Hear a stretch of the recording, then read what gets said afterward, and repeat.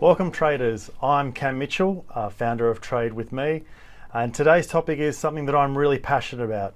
It's trend analysis. It's how do you find the trend when you're looking at a chart? How do we know what the trend is?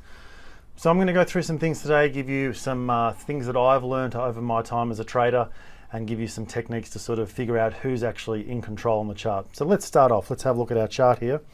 So we're starting with trend analysis. With every technique, what I actually ask first is, who's in control? And also, am I trading with the trend? They're very important things because when you're trading with the trend, you are essentially trading with who is in control. And whenever I'm going to be looking at getting into a trade, I want to be trading with who's in control. How do we tell who is in control? Well, the first thing we look at is an uptrend. An uptrend is when we're thinking the market is going up.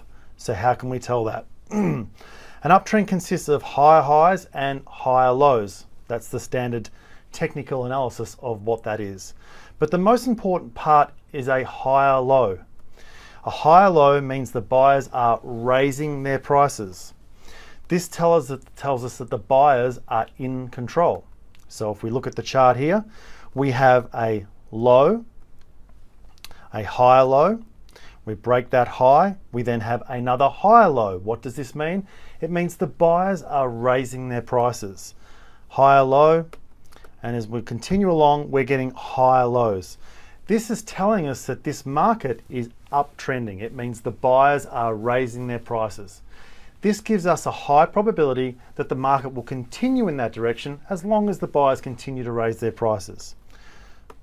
So, if we look at an example here, we have, this is Commonwealth Bank of Australia, CBA. So we have a low on the chart, we have a higher low. That means the buyers are raising their prices. Another higher low, another higher low, and another higher low. Now you'll see what happens in a second. You can see that we have a level here where we have the buyers were raising their prices. And then after this, it's been broken. What does this mean? Well, it tells us the buyers are no longer raising their prices.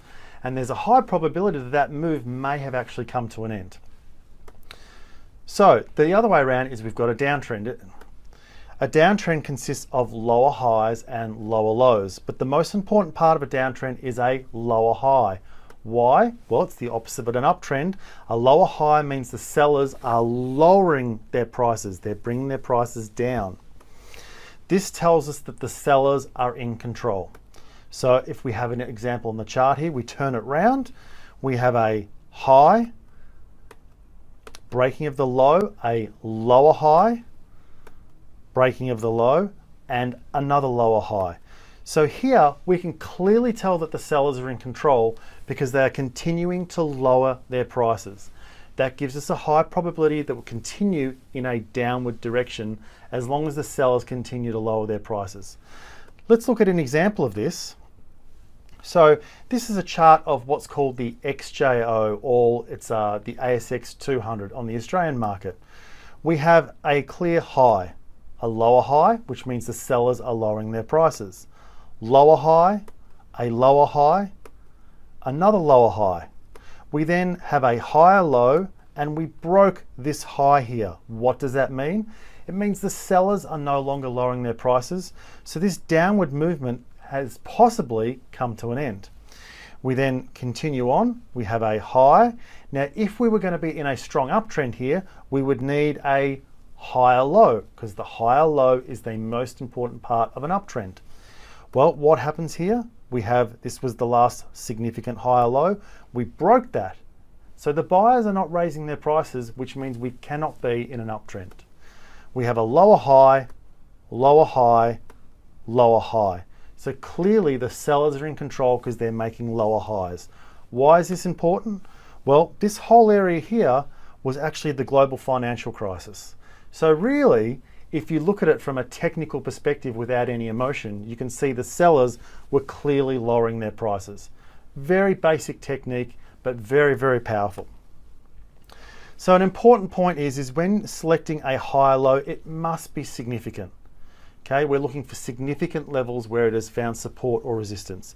It should stand out and there should be no doubt that it has found support or resistance at that level. So you can see I've got a chart on the left-hand side here, and you can see that there's very small areas here. They're not clear higher lows. Whereas on this side, the lows definitely stand out. They have space on either side, so they're very, very clear. What we're looking for is we're looking for someone who is clearly in control.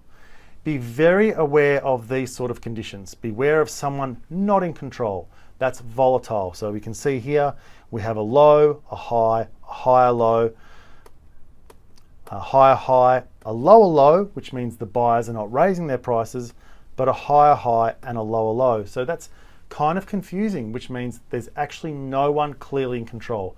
To me, that's actually really clear. That's something that I'm not going to look at because no one is clearly in control. So just to recap, only trade when someone is clearly in control. That's when I'm looking at the market, trading with the trend. Most amateurs trade when there is no one in control, or even worse, they go against who is in control, i.e. going long in a downtrend. Never trade against who is in control. And I'll leave you with this. This is one of my favorite books. It's called How to Make Profits in Commodities by W.D. Gann. And on page 4, it says, remember, never buck the trend. After you determine the trend of the market, go with it regardless of what you think, hope or fear, you will make a success. Follow rules to determine the trend and do not work on hope or guesswork. So there's a quick video on trend analysis. Again, probably my favorite topic to talk about, one of the most powerful techniques out there. And I hope you got something out of it. Please go home now and have a look at your charts and start circling your highs and lows and see what actually happens. If you've got any questions, please send me an email. The address will be at the end. And I look forward to seeing you in the next video. Thank you.